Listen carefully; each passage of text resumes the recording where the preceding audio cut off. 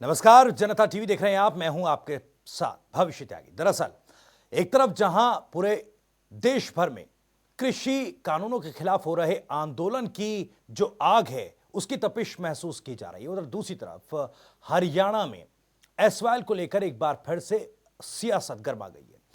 कुरुक्षेत्र में सांसद नायब सिंह सैनी ने तमाम बीजेपी कार्यकर्ताओं के साथ उपवास किया और कैप्टन अमरिंदर सिंह से हाथ जोड़कर एसवाइएल का पानी देने की अपील की है। सुनिए जरा। मैं पंजाब सरकार में कैप्टन अमरिंदर से भी ये हाथ जोड़ करके मैं अपील करता हूं।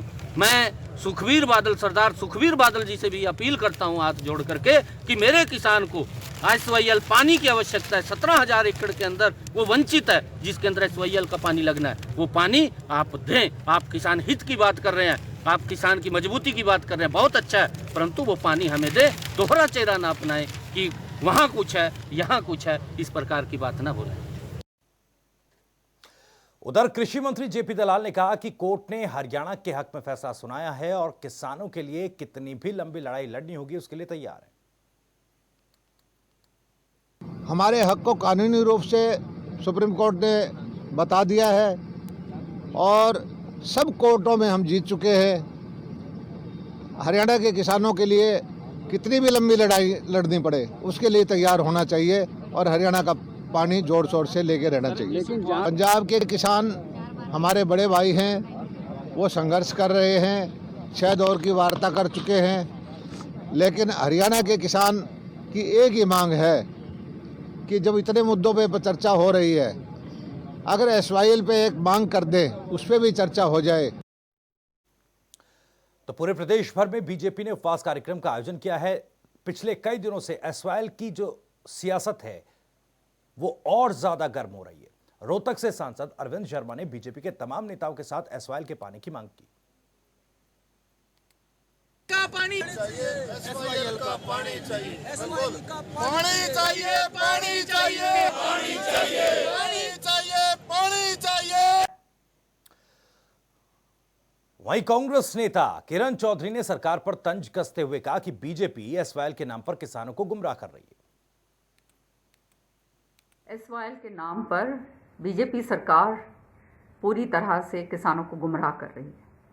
जिस तरह से आज जो है जगह जगह पर मंत्री बैठे हैं बर्थ के लिए, मैं समझती हूँ किसानों के लिए इससे बड़ा भद्दा मजाक जो है नहीं हो सकता, क्योंकि 2016 के अंदर सुप्रीम कोर्ट ने हरियाणा के हक में ये फैसला दे चुका है और आज हरियाणा में भी और केंद्र में भी सरकार को जो है 6 साल से ऊपर हो गए हैं, आज तक इन्होंने एक छोटी सी उंगली नहीं उठाई इसके प्रति काम करने की। जो नहर चौधरी बंसीलाल जी ने बनवा कर तैयार करी थी ताकि वो दक्षिण हरियाणा को पूरा पानी दे सके, उसके ऊपर पूरी तरह से राजनीति करी गई और कोई काम नहीं करा गया। यहाँ तक ही नहीं, दादूपुर नलवी नहर जो है उसको भी पाटने का काम ये किसान विरोधी सरकार ने करा। तो आपको बता दें कि एक तरफ पूरे देश भर में किसान आंदोलन की गूंज है। कृषि कानूनों के खिलाफ किसानों में गुस्सा है। दिल्ली की तमाम बॉर्डर्स पर किसान डटे हुए हैं।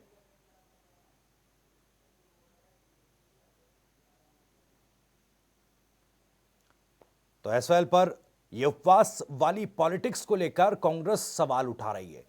एक तरफ जहां कृषि कानूनों के विरोध में किसानों में काफी गुस्सा है, दूसरी तरफ हरियाणा और पंजाब के बीच 4 दशकों पुराना विवाद, और इस विवाद पर हरियाणा में एक बार फिर से पॉलिटिक्स चरम पर आ गई है। बीजेपी और कांग्रेस के बीच जुबानी जंग तेज हो गई है। आपको बता दें कि जहां बीजेपी ने प्रदेश भर में उपवास कार्यक्रम का आयोजन किया है, जिला मुख्यालयों पर बीजेपी के तमाम जो नेता हैं वो उपवास रख रहे हैं, वहीं दूसरी तरफ कांग्रेस का यह कहना है कि किसानों को बीजेपी गुमराह कर रही है। तो आपको बता दें कि इस मुद्दे पर कुछ खास मेहमान भी हमारे साथ अब से कुछ ही देर में जुड़ेंगे, उनसे भी बातचीत होगी। तमाम पहलुओं को टटोलने की कोशिश करेंगे और यह जानने की कोशिश करेंगे कि आखिर इस वक्त ऐसे समय जब पूरे देश भर में कृषि कानूनों की गूंज है, तो क्या किसानों की मांगों से, किसानों के इस आंदोलन से ध्यान भटकाने की यह कोशिश है। साथ ही यह भी जानने का प्रयास होगा कि आखिर 40 सालों पुराना ये विवाद, और ये विवाद अब तक बदस्तूर जारी है। ये किसकी नाकामी है? कांग्रेस बीजेपी में एक बार इसको लेकर खींचतान शुरू हो गई, लेकिन आखिर ये नाकामी किसकी है? हरियाणा को उसके हक का पानी अब तक नहीं मिला, इसके लिए कौन जिम्मेदार है?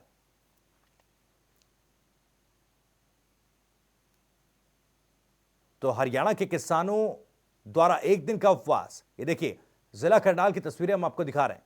पूरे प्रदेश भर में बीजेपी की तरफ से यह कार्यक्रम आयोजित किया गया है।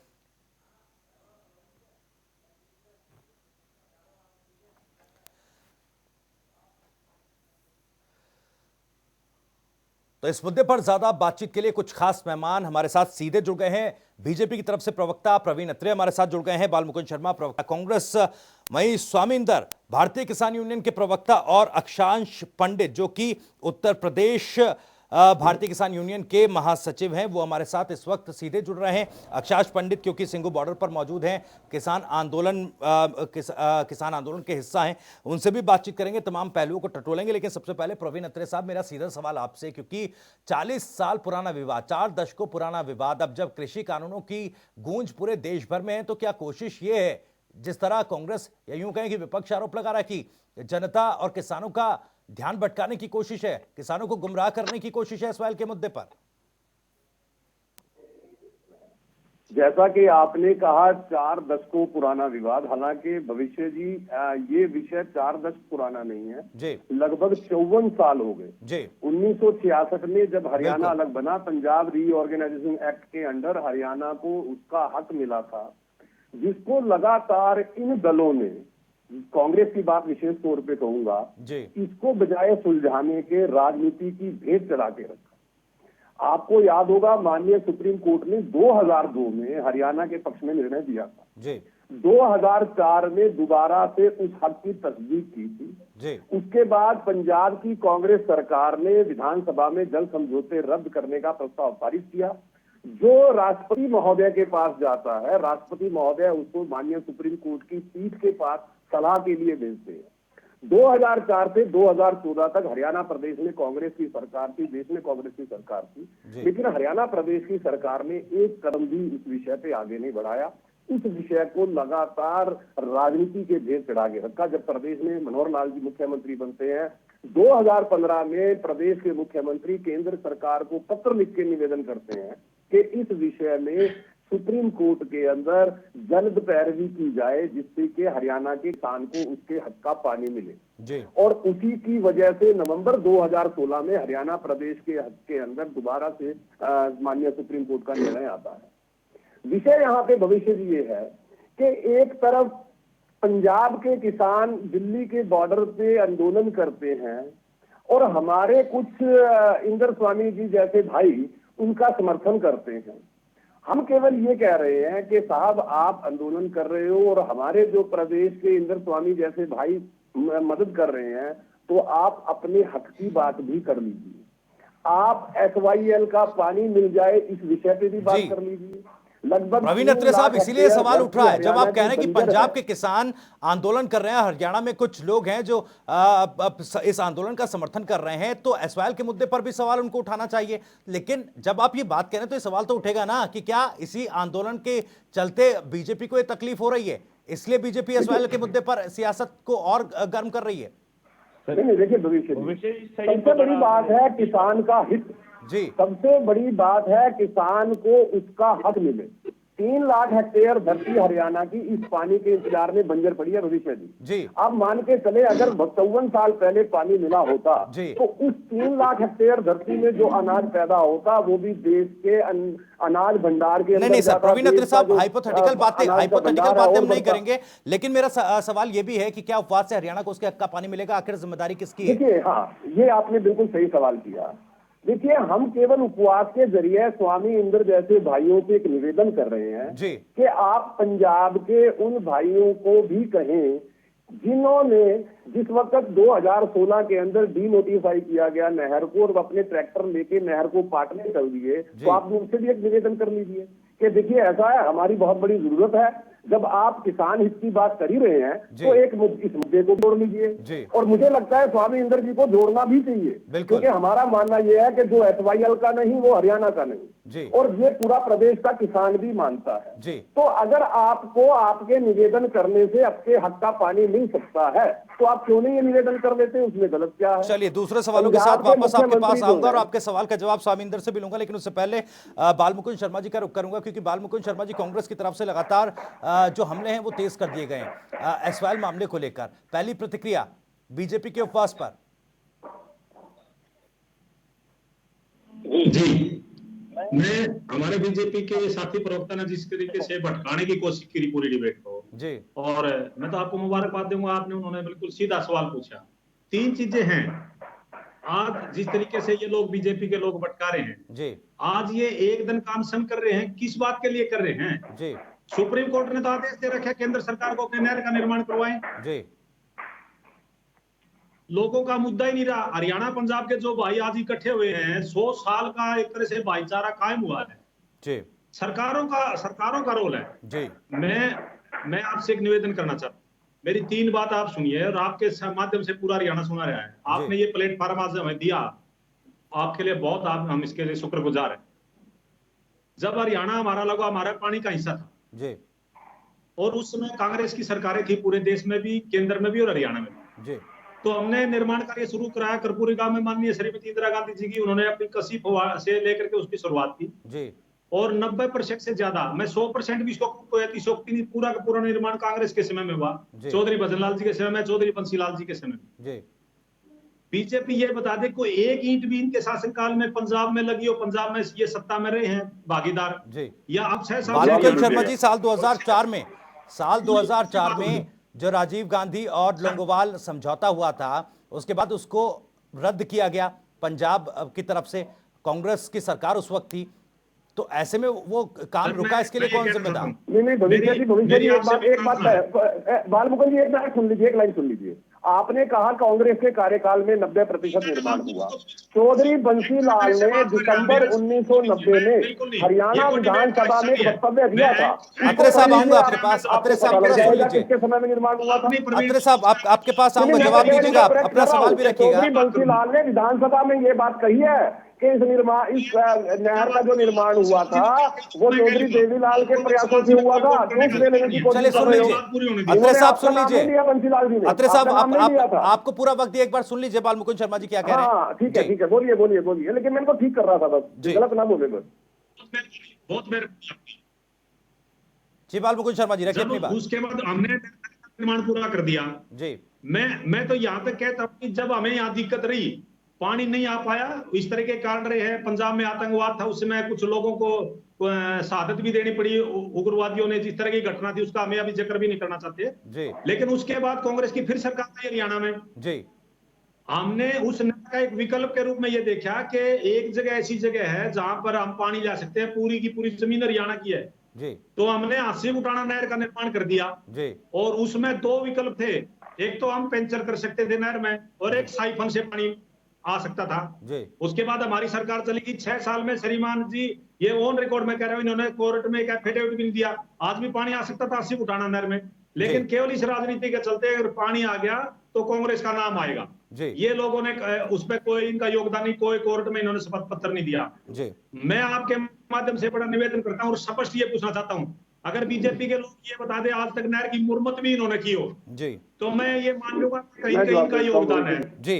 प्रवीण अत्रे साहब वापस आऊंगा, लेकिन एक टिप्पणी में स्वामी इंदर जी से भी लेना चाहूंगा, क्योंकि जैसा आपने सवाल उठाया था, प्रवीण अत्रे साहब जो सवाल आपने उठाया था उसी सवाल को लेकर मैं जाना चाहूंगा स्वामी इंदर जी के पास। स्वामी इंदर जी, जब वो कह रहे हैं, बीजेपी की तरफ से कहा जा रहा है कि जब किसान आंदोलन को समर्थन दे रहे हैं तो हरियाणा के लिए SYL का सवाल भी तो पूछ लीजिए साहब।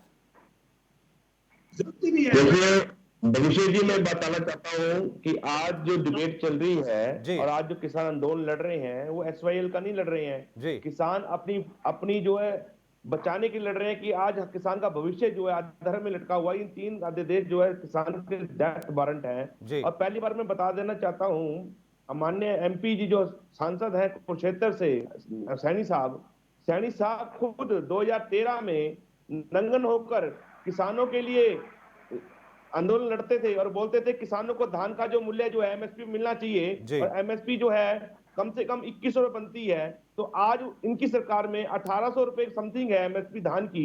तो इसका मतलब क्या हुआ कि इनकी 6 साल इनको राज करते हो गए, हरियाणा का इन्होंने ध्यान नहीं दिया। अभी अत्री जी बता रहे थे कि हरियाणा के अंदर 3 लाख हेक्टेयर पानी से सिंचाई, 3 लाख एरिया में सिंचाई होती है हेक्टेयर में। अगर एसवाई लाती 1 लाख हेक्टेयर जो है सिंचाई हरियाणा के अंदर दादूपुर नली नहर से होनी थी, इन्होंने डी नोटिफाई क्यों की?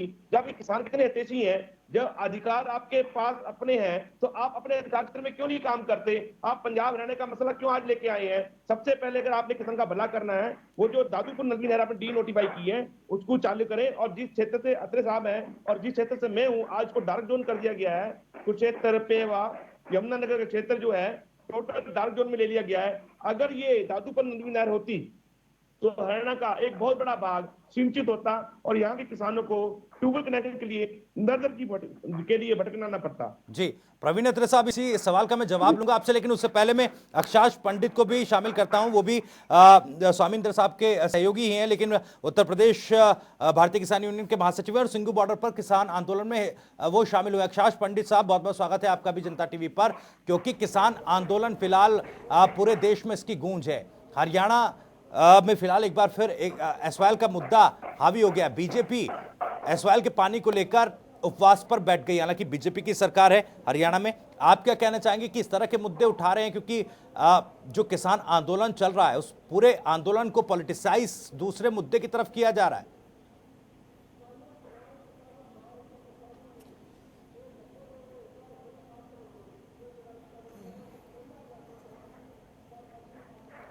अक्षांश जी, आवाज आपकी मुझे साफ समझ में नहीं आ रही, बगल में बहुत वॉइस आ रही है जी, बिल्कुल क्लियर आवाज नहीं आ रही जी। एक भी आवाज आपकी बिल्कुल अक्षांश जी, मैं अपना सवाल जरा दोहरा देता हूं आपके लिए। आपकी जो आवाज जी, मैं अपना सवाल जरा दोहरा देता हूं। अक्षांश जी, मेरा सवाल यह है, एक तरफ देश भर में किसान आंदोलन की गूंज है, दूसरी तरफ हरियाणा में एसवाईएल के पानी को लेकर पॉलिटिक्स जो है शुरू हो गई है। बीजेपी की सरकार है और बीजेपी ही उपवास पर बैठ गई है। आपको क्या लगता है, किसान आंदोलन से ध्यान भटकाने की कोशिश है क्या? देखिए, एक चीज समझ लीजिए आप जी, पूरे भारत का किसान इन तीनों अमेंडमेंट बिल के लेकर के बिल्कुल एक है। और जो आज ये पानी के विषय को लेकर के हरियाणा और पंजाब के किसान, इन विषयों पर भारतीय जनता पार्टी के लोग बहुत बार बार जो ये कह रहे हैं कि किसान, हम इस मामले से निपट लें, सिंधु बॉर्डर का ये हमारा मामला और जो हमारे ये जो किसान आंदोलन चल रहा है, इस मामले से जब हम अपने तरफ से आपसी सामंजस्य सरकार हम लोगों के बीच जब बन जाएगी, तो हम लोग ऑटोमेटिक उस विषय में, वो कोई बहुत बड़ा विषय नहीं जिसको बहुत बड़ा विषय बनाने का काम किया जा रहा है। तो मैं आपको बता दूं कि ये विषय कोई बहुत बड़ा विषय नहीं है जिसको बहुत बड़ा विषय और इशू बनाने का काम सरकार के द्वारा किया जा रहा है। और इस समय सरकार कोई बिंदु पे सामने खड़ी नहीं हो पा रही है, तो ये जबरदस्ती का एक आपसी विध्वंस पैदा कराने जैसा कार्य सरकार के द्वारा किया जा रहा है। चलिए, यानी कि आपसी फूट डालने की कोशिश की जा रही है, आप कह रहे हैं। प्रवीण अत्रे साहब, वापस आऊंगा क्योंकि स्वामींदर जी ने जो सवाल उठाया था दादूपुर नलवी नहर को लेकर, हांसी बुटाना नहर को लेकर भी कांग्रेस के प्रवक्ता बालमुकुंद शर्मा ने सवाल उठाया था। 400 करोड़ की लागत से उन्होंने नहर तो बनवा दी, लेकिन आपने कोई प्रयास नहीं किया कि उसमें पानी आ जाए, और आपकी सोच ये कि क्रेडिट कांग्रेस को ना मिल जाए। हालांकि कल ही रायसेन में किसानों को मध्य प्रदेश में प्रधानमंत्री संबोधित करते हुए कह रहे थे कि कांग्रेस चाहती है, विपक्ष चाहता है कि उसको क्रेडिट मिले, उनको क्रेडिट नहीं मिल रहा तो उनको दिक्कत हो रही है, इसलिए किसानों को गुमराह करे। अरे भैया, थोड़ा तो क्रेडिट दे दीजिए ना, थोड़ा तो पानी ले आइए। देखिए, ऐसा है भविष्य जी, यहाँ पे पहले तो अक्षांश पंडित जी ने कहा कि एसवाईएल बहुत बड़ा मुद्दा नहीं है। अक्षांश पंडित जी, आपका दोष नहीं है, क्योंकि आप उस प्रदेश से आते हो जो गंगा के बेसिन पे बसा हुआ है। आपके वहां पानी की कमी नहीं है, इसलिए आपको पता ही नहीं कि पानी की कमी होती क्या है। अब दूसरी बात, कांग्रेस के प्रवक्ता ने, देखिए, कांग्रेस के प्रवक्ता ने कुछ फैक्चुअल झूठ बोले। पहला ये बोला कि एसवाईएल का जो निर्माण हुआ वो 90% कांग्रेस के कार्यकाल में हुआ जी। दिसंबर 1990 में हरियाणा विधानसभा के अंदर कांग्रेस के बहुत बड़े नेता रहे हैं चौधरी बंसीलाल जी। उन्होंने विधानसभा में ऑन रिकॉर्ड ये बात बोली थी कि एसवाईएल का जितना निर्माण हुआ है वो अधिकतर चौधरी देवीलाल के कार्यकाल में हुआ है। ये ऑन रिकॉर्ड है और चौधरी बंसीलाल ने कहा। नहीं सर, और आप भी जानते हैं चौधरी देवीलाल के साथ हर बार सत्ता में हम सहभागी रहे हैं, मतलब चौधरी बंसीलाल ने इस बात की तस्दीक। वक्त की मेरे पास कमी है, वक्त की मेरे पास कमी है अत्रे साहब, लेकिन सीधा सवाल एसवाईएल को लेकर सवाल उठा रहे हैं, उपवास कर रहे हैं, लेकिन दादूपुर नलवी और हांसी बुटाना नहर पर अगर पानी आ जाता तो ये सवाल ना उठता। देखिए हांसी बुटाना की आपको बता देता हूँ। हांसी बुटाना नहर के अंदर क्या किया, हुड्डा ने केवल भ्रष्टाचार करने के लिए उस नहर को गलत डायरेक्शन में, आप इंजीनियर से पूछना कि वो नहर बनी कैसे हुई है, वो आज तक चली क्यों नहीं? क्योंकि पंजाब के साथ कांग्रेस ने एक समझौता किया हुआ था और बिना पंजाब सरकार की परमिशन के आप पंक्चर नहीं कर सकते थे। आपने पंक्चर किया, पंजाब सरकार कोर्ट में चली गई, वो मामला आज तो कोर्ट में उलझा पड़ा हुआ है।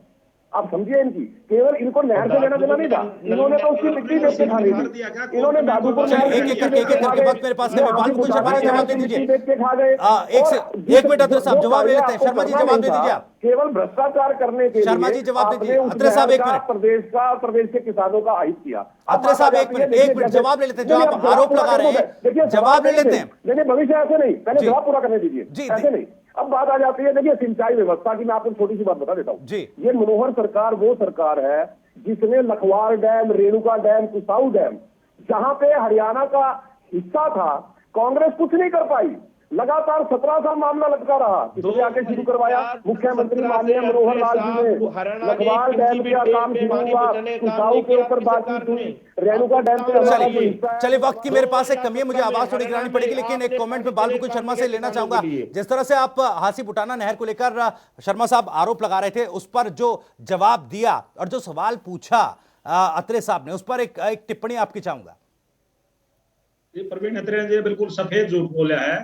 मैं ये कहता हूँ उसमें दो ऑप्शन थे, पंचर का ऑप्शन भी था और साइफन का भी था जी। तो वो दोनों, ये वो हरियाणा जमीन है, पंजाब सरकार का उसमें कोई लेना देना नहीं। पंजाब सरकार एक पार्टी थी। मैं कहता हूँ आज भी अगर जाकर के ये सरकार मुझे कह दे, मैं बिल्कुल ऑन रिकॉर्ड आपको कह रहा हूँ, आप वहां साइफन से पानी डाल सकते हैं और पानी लेके आ सकते हैं जी। आप ये बिल्कुल झूठ बोल रहे हैं। सरासर कानूनी आरटीआई लगा लें और अगर अगली डिबेट में कभी जरूरत हुई मैं आपको आरटीआई की रिपोर्ट लाके दे दूंगा। चलिए 6 साल से वक्त मेरे पास पूरा है। बहुत कम शब्दों में स्वामिंदर साहब आखिरी कमेंट आपसे लेना चाहूंगा। सो चूहे खाके बिल्ली हज को चली, ये बीजेपी की दशा है जी।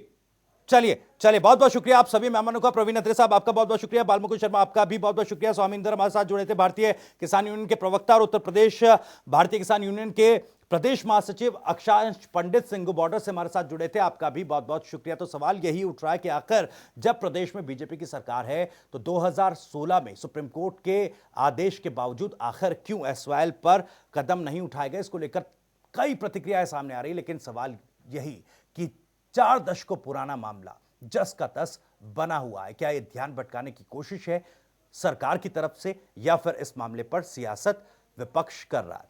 फिलहाल इस खास पेशकश में इतना ही, लेकिन जनता टीवी पर खबरें जारी।